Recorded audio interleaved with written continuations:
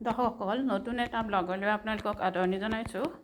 আজি মই আপোনালোকক পুডিং ৰেচিপি এটা দেখাব ওলাইছোঁ। প্ৰথমতে মই এনেদৰে চচপেন এটাত চেনিৰ 2 চামুচ লৈ ল'লোঁ। প্ৰথমতে মই কেৰামেল কৰি ল'ম। আপোনালোকে নিশ্চয় জানে কেৰামেল কৰিবলৈ, তথাপিও কৈ দিছোঁ। এনেদৰে চেনিখিনি ৰঙচুৱা হ'লে অলপ পানী দি পনীয়া কৰি ল'ব লাগে।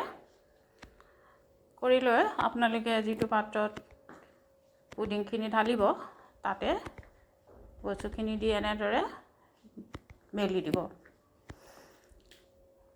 বহুতে আপত্তি কৰে যে পুডিং বনালে আমি গোটাকে সাৰ্ভ কৰিব নোৱাৰোঁ, ভাগি যায় প্লেটত দিওঁতে।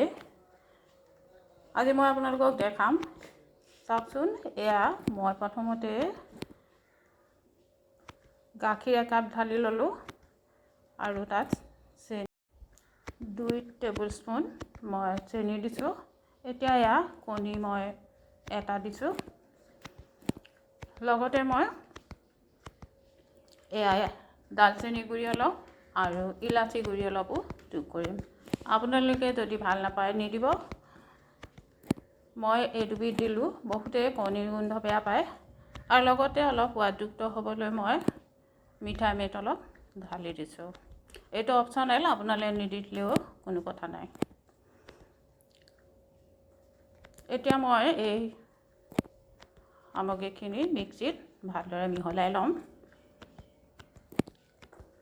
তাৰপাছত মই গোটেই বস্তুখিনি এতিয়া কেনেদৰে এই প্ৰস্তুত কৰি থোৱা মোৰ এই পটটোত এনেদৰে ঢালি দিম। ঢালি দি এতিয়া ষ্টিম কৰিব লাগিব। প্ৰথমতে মই বিস্কিট কেইখনমান দি ল'লোঁ।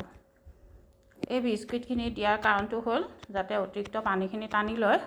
এতিয়া মই এটা পাত্ৰত এনেদৰে পানী দি তাৰ ওপৰত এখন প্লেট বহাই দিছোঁ যাতে পুডিং বনোৱা বাতিটো লৰি নাথাকে।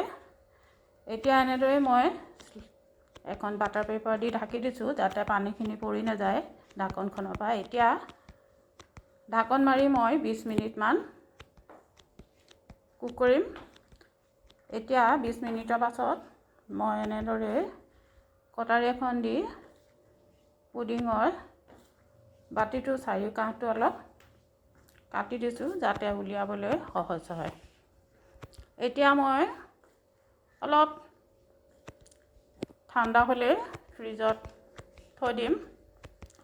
ফ্ৰিজৰ পৰা উলিয়াই পিছত আপোনালোকে এখন বাচন পাত্ৰটোৰ ওপৰত লাহেকৈ লগাই উল্টাই দিব, দি অকণমান টুকুৰিয়াই দিলে ওলাই পৰিব। মই আপোনালোকক এটা বস্তু ক'ব পাহৰিলোঁ। মই এয়া পেকেটটোৰ পৰা কি দিলোঁ জানেনে? মই 1 চাহ চামুচ কৰ্ণফ্ল'ৰ দিছিলোঁ।